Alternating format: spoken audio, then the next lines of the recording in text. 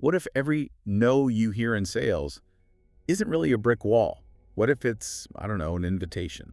Yeah, like what if rejection isn't the end? Exactly. What if it's actually the real starting gun for, the successful deal? Hmm, Welcome, everyone, to the Just and Gab podcast. great to be here. Today, we're cracking open a real classic, Jeffrey Gitomer's The Sales Bible. This thing's been like a cornerstone for salespeople for, over 10 years now? Easily. And Gitomer himself, 40 plus years of experience, it's basically an encyclopedia of sales strategy. Totally. It's not just theory either, is it? Not at all. And that's what's so great. He treats selling like a science, something you can actually learn and cultivate. It's just packed with really practical tips. Things you can use Monday morning. Exactly. So our mission today is really to distill the most actionable stuff for you, the key insights you can take away. Okay, so how are we breaking this down? It's a big book. We've kind of boiled it down into 4 main chunks, mirroring the book's flow, really. First up, how do you even begin a sale? That initial approach. Then, maybe the toughest part for many, handling objections effectively. What to do when they push back. The dreaded no. Yeah. Then, strategies for actually closing the deal. Getting the yes. A fun part. Hopefully. And finally, we'll look at networking. The art and science of it for long-term success, not just quick wins. Building those lasting relationships. Makes sense. All right, let's dive in then. That first hurdle, just walking up to a stranger or a business. It's intimidating. It really can be. And Gitomer has that famous take on no soliciting signs, right? He does. He basically says ignore them. Well, not quite ignore them, but understand they're not meant for you. Right, they're for the door-to-door peddlers, as he puts it, not for someone bringing actual value. Exactly. It's a psychological shift first. You have to believe you're not interrupting, you're helping, once you've got that mindset. Then what? How do you actually get past the gatekeeper? He calls it indirect solicitation. It's subtle. You're not selling. You're asking for information only. Okay, give me an example. Like, say you sell HR software.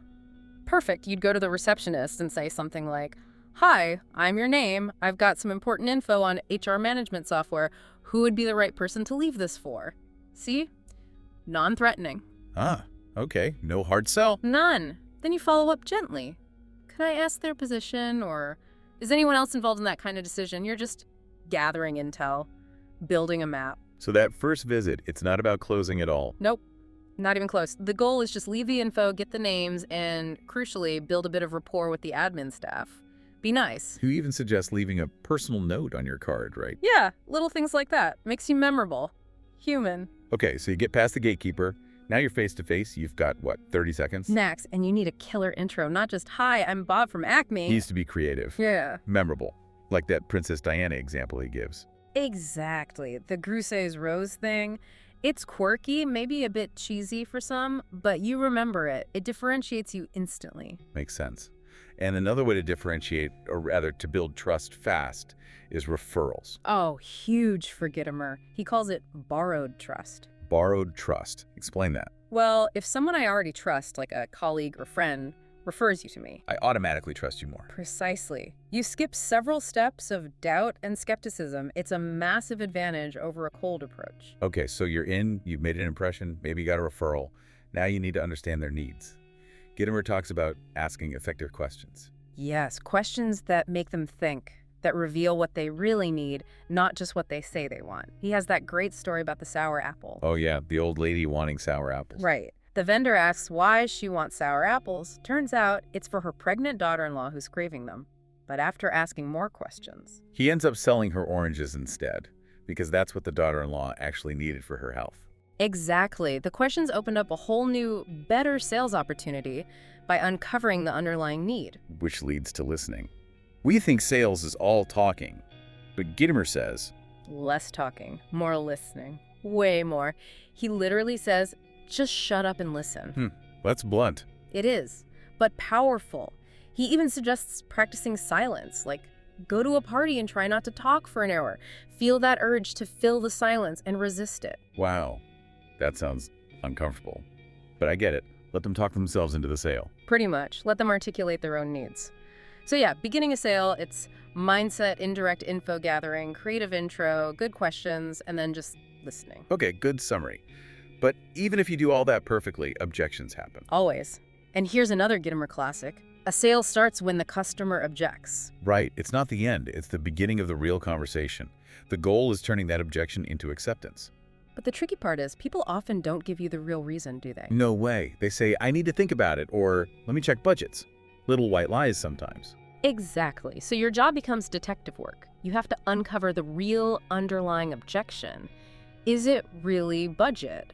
Or do they just not like you or the product? How do you do that? How do you dig? You ask more questions about the objection itself. You change the wording slightly. You reconfirm what they said. Keep peeling the onion until you get to the core issue. Or issues, sometimes there's more than one. Okay, let's say you dig and find out it really is budget. They've genuinely spent it all this quarter. Now what? Gitomer must have tactics for that. Oh, absolutely. He offers concrete strategies, like 1, suggest delaying payments, maybe start the billing in 3 months, or even longer, give them breathing room. Okay, what else? 2, you could offer to meet with their boss with them, help them make the case for shifting funds or getting an exemption. Show you're a partner. Interesting. Taking it up the chain. Or 3, see if the purchase could logically fit under a different department's budget. Maybe marketing could use it too, or operations. Get creative with the accounting. It's really about problem solving, isn't it? Not just accepting the first no. It makes you wonder, how often do we just give up too easily? Way too often, I suspect. Which brings us nicely to actually closing the deal. Right. The moment of truth. Gitomer says prospects are always sending out signals when they're getting ready to buy. You just have to learn to spot them. What kind of signals? He groups them into 4 types. First, product signals. Asking about features, quality, availability, maybe wanting a demo. Okay. Second, company signals. Asking about your company's reputation, your experience, how long have you been doing this? Kind of questions. Right, checking credibility. Third, price and payment signals. Asking about cost, how they can pay, down payments, financing options, that's a big one. Obviously. And the last one. Service signals. Questions about delivery times, customer support, warranties, that sort of thing. Got it. So you hear one of these signals. Right. What's the next step? Just answer the question? No, that's the key. Don't just give a simple yes or no. Gitomer says follow up with another question to understand the need behind their question. So if they ask, can you deliver on Saturday? Don't just say yes. Ask, do you need it delivered on Saturday? Maybe Friday works fine, or maybe Saturday is critical. You need to know why. Keep the conversation going, dig deeper. Yep. Like the printer example, too. If they ask if it prints double-sided. Exactly. You say, yes, it does. What are you planning to print? Just internal memos or client brochures? It helps you tailor the rest of your pitch. Makes sense. And Gitomer has that great metaphor, eat the dessert first. Yeah. He thinks closing is the best part, so why wait? His advice is pretty radical. Spot the first buying signal, and if it feels right, try to close right then and there. Wow. Don't wait until the end of the whole pitch. Nope. Go for it early if the signal is strong enough. It changes the whole dynamic. And then, after you ask the closing question, silence again. Yes. Crucial. Ask for the sale, then shut up. He warns that getting overexcited and babbling on with more info can actually make them second-guess themselves. You can talk yourself right out of the deal. Been there, done that. Okay, so recognize signals, ask follow-up questions, try to close early, then silence. What else, X-Close? Creating wow-W factors, especially during demos. Do something unexpected, highlight an amazing feature in a dramatic way. Like the Steve Jobs pulling the MacBook Air out of an envelope. Exactly like that. It wasn't just thin, it was envelope thin. Unforgettable. Or using really strong testimonials from big respected clients, Apple, Samsung, whoever. Instant credibility boost. So it's about demonstrating value, not just features. Like with a car, don't just talk engine size. Right. Talk about how it makes the owner feel, the status, the comfort, the space for their family. Connect the features to their core needs and desires. And getting them involved helps too, right? Hugely. Let them touch it, use it, drive it, playing a slideshow, setting up the projector, taking the car for a spin. That hands-on involvement creates a sense of ownership, makes it harder to walk away. Gitomer also mentions a couple of specific closing tricks.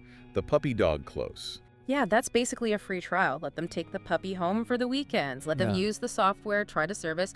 Once they experience the benefit and integrate it, they won't want to give it back. Think free mobile data trials. Clever. And the other one, hunger marketing. That's about creating scarcity. Limited time offers, limited quantities, making people feel like they need to act now or miss out. Like those midnight lines for new phones. But he warns about that one, doesn't he? Oh yeah, big time. It only works if the product is genuinely fantastic. Otherwise, the hype backfires badly. You have to deliver on the promise. So looking at closing overall, it's not just one moment at the end. And not at all. It's woven through the whole process. It's psychology, it's timing, it's reading the signals, it's ongoing. Which leads us perfectly into the final section. Networking, playing the long game. Exactly. Gitomer really shifts the focus here. It's not just about closing this month's deals. It's about building relationships that bring in business consistently over time, like an annuity. And he says you need a plan for that, like a serious plan. Absolutely. A 5-year networking plan. Treat it like planning your career or your life. What skills do you need? What are your short-term goals? Long-term? Who do you need to meet?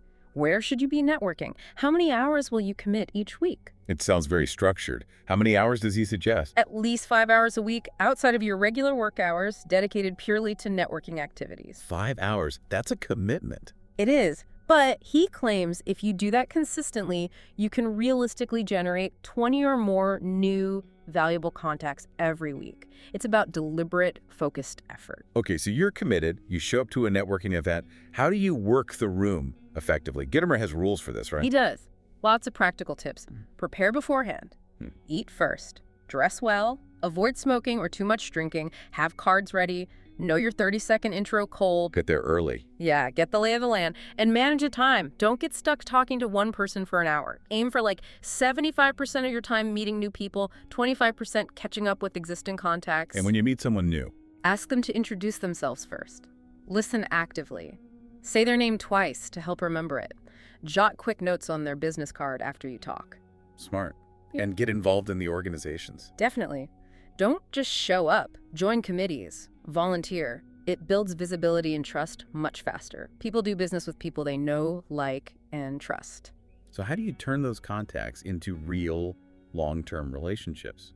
Not just a stack of cards. It's about consistent follow-up and genuine connection. Participate in community stuff, maybe even take a leadership role, shows passion. Set up one-on-one meetings quickly after meeting someone. Follow up fast. And find common ground. Yeah, talk about things beyond business, hobbies, interests, Huh? like golf maybe, but only if you actually know something about it. Faking it is worse than saying nothing. Authenticity matters. And he has some key don'ts too, right? Crucial ones. Don't measure your networking ROI too closely, especially at first. Don't push your agenda too hard. Don't put pressure on people. Focus on their needs first. And keep nurturing existing relationships. Don't just call when you need something. It really reframes networking, doesn't it? From a chore to a core strategic activity. He makes it sound like if you do it right, offers will just appear. It'll fall in your lap, as he puts it. It makes you think, are we really treating our professional connections with that kind of long-term strategic view? Or is it more haphazard? A really good question. Wow, we've covered a ton from the Sales Bible. We really have. We talked about starting the sale, the confidence, the questions, then tackling objections, seeing them as opportunities, really. Then closing reading signals, adding that DOAOW, the psychology of it. And finally, networking, building that long-term foundation for success. And the thread through it all, I think, is that Gitomer truly believes selling is a skill you can learn. It's not magic. It's science. It's technique. It's practice. Totally. Which brings us to a final thought for you, our listeners, to chew on. If selling really is a science, and maybe every no is just data, a stepping stone, what everyday interaction in your life, maybe even totally outside of work or sales, what could change if you apply just one of these ideas, even just the listening part? Interesting thought to end on.